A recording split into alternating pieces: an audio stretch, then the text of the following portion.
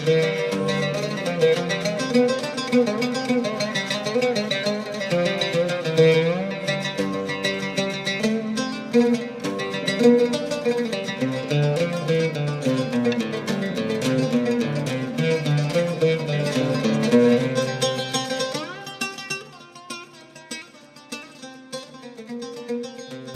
Assalamualaikum warahmatullahi wabarakatuh.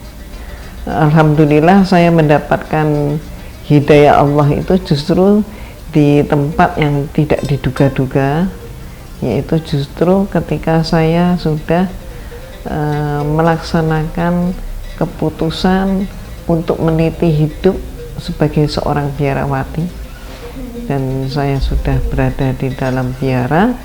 Namun inilah yang sangat kalau kita sebut sebagai karunia Allah. Inilah hidayah. Kalau secara awam spektakuler atau apa begitu ya.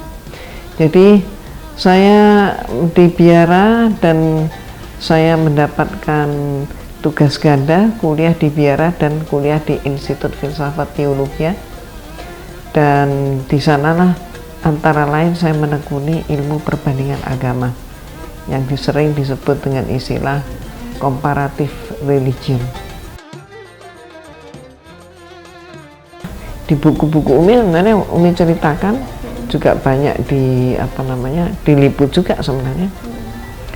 Bagaimana Umi yang tidak mengerti huruf hijaiyah dan kemudian kebingungan tidak bisa membaca, dan akhirnya Umi cari kitab suci Al-Quran yang pakai terjemah. Dan dari terjemah ternyata Umi pun cara belajarnya itu salah, membukanya salah, karena nggak ngerti cara buka Al-Quran. Akibatnya yang Umi pelajari awal adalah yang letaknya di belakang-belakang. Dan yang pertama kali Umi baca adalah surat Al-Ikhlas. Saat itu hanya bisa terjemahnya.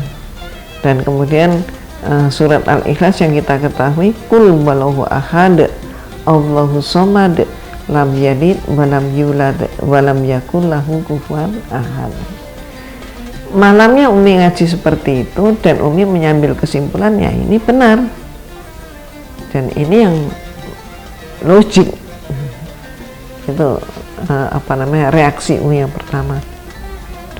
Mengucapkan 2 kalimat syahadat tahun 83 1 hari sebelum bulan suci Ramadan.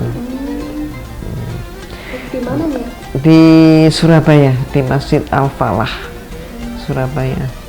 Pembimbing Umi untuk mengucapkan 2 kalimat syahadat saat itu adalah Kiai Haji Misbah almarhum, Ketua MUI Jawa Timur.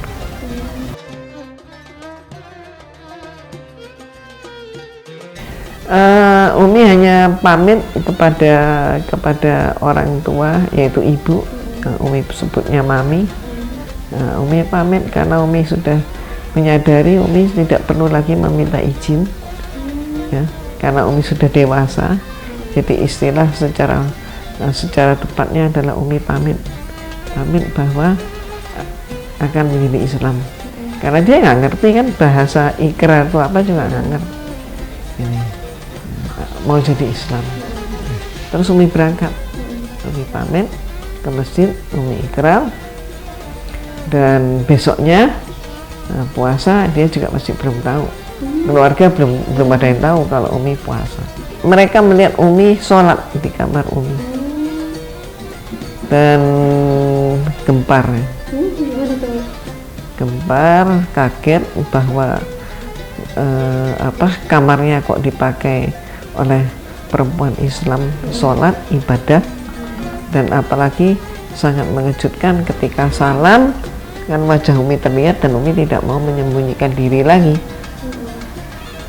Ternyata yang sholat itu adalah Umi, yang posisinya Umi adalah anak bungsu.